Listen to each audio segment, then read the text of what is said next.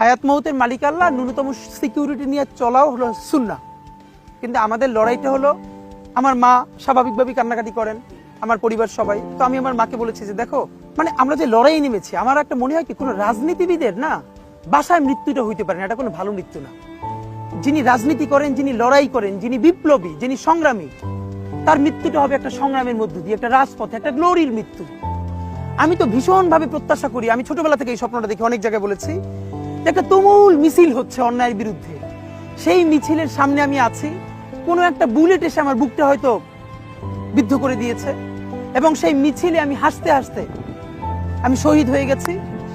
এবং সবাই যখন মৃত্যুটাকে ভীষণ ভয় পায়, আমি তখন হাসতে হাসতে আল্লাহর কাছে ভীষণ সন্তুষ্টি নিয়ে পৌঁছতে চাই যে আমি একটা ন্যূনতম ওই জীবনটা লিড করতে পারলাম, যে আমি একটা ইনসাফের হাসি নিয়ে আমি আমার আল্লাহর কাছে পৌঁছতে চাই।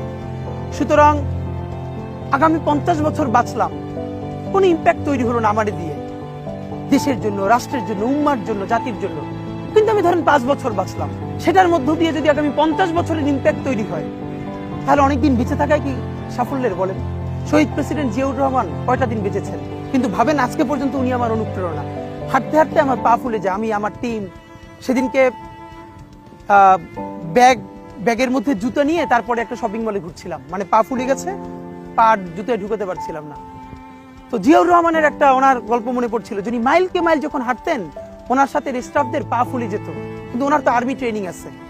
তখন তাকে বলতো, স্যার আপনার তো আর্মি ট্রেনিং, আমরা তো আর পারি না। এই জন্য ওনাকে মানুষ রাখাল রাজা বলতো। তা আমরাও সারা বাংলাদেশের 56,000 বর্গ মাইলে হাঁটতে চাই, আমরা ইনসাফের চাষাবাদ করতে চাই, একটা স্বাধীন সার্বভৌমত্বের সততার বাংলাদেশ তৈরি করতে চাই। আল্লাহ যে কয়দিন হায়াতে রাখবেন, এই লড়াইটা করব।